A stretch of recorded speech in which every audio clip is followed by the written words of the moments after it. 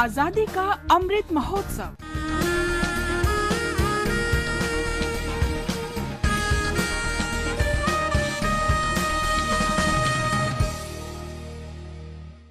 Azadi ka Safar with AIR News.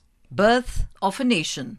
India's glorious freedom struggle is one of the greatest struggles the modern world has ever witnessed.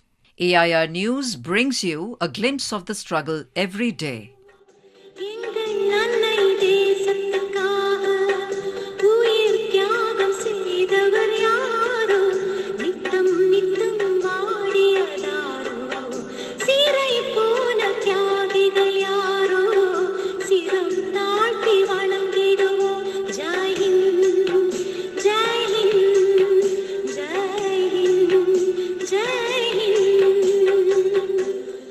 On this day in 1891, a revolutionary who gave us our salutation, Jai Hind, and fought for India's independence from the foreign land was born.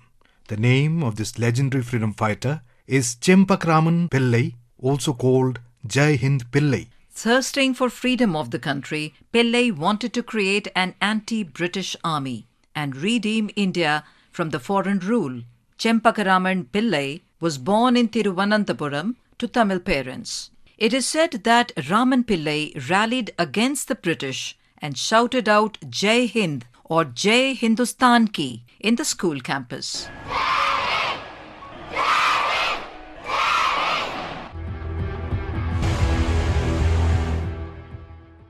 Raman Pillai continued his education in Austria and went on to complete his diploma in engineering.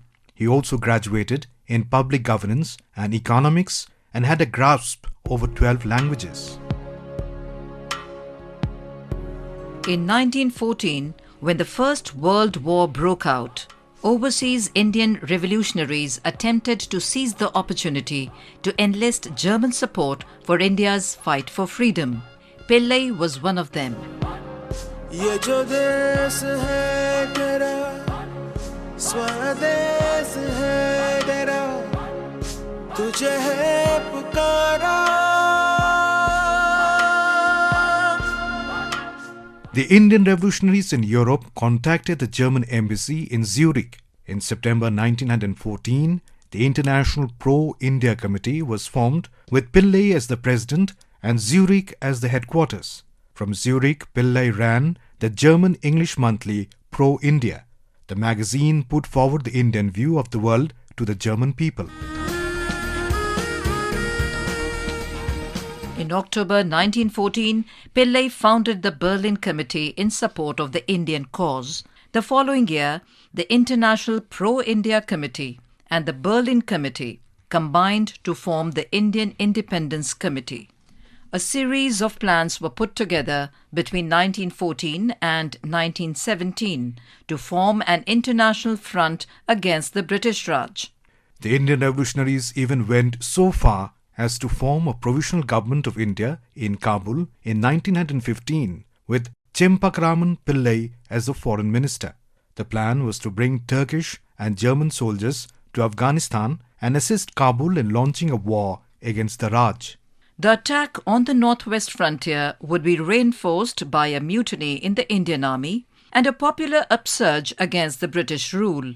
But the plan failed and led to a severe backlash from the British. After the World War I ended, Pillai stayed on in Europe and continued his nationalist work. He died in Berlin in 1934 with a last wish that his ashes be carried on a ship with tricolour flying on it. Pillai's wife Lakshmibai returned to India with his ashes. She travelled with them from Bombay to Thiruvananthapuram aboard INS Delhi some years after the independence and immersed them in the river Karmana. Also on this day in the year 1940, one of the most important resistance movements against the British rule in Malabar took place at Kannur district in Kerala. The Provincial Congress Committee gave a call to the people of Malabar to observe 15 September as Anti-Imperialist Day. There were meetings and demonstrations all over Malabar against the imperialism. Violent clashes took place between the people and the police at several places. 2 young men were killed in a clash between a mob and a police party at Murara. In connection with this incident, KPR Gopalan, a prominent communist, was arrested on a charge of murder and later sentenced to death. But, owing to the intervention of political leaders, including Mahatma Gandhi, the death penalty was not carried out. That brings us to the end of this episode of Azadi Ka Safar with AIR News. See you in the next episode tomorrow.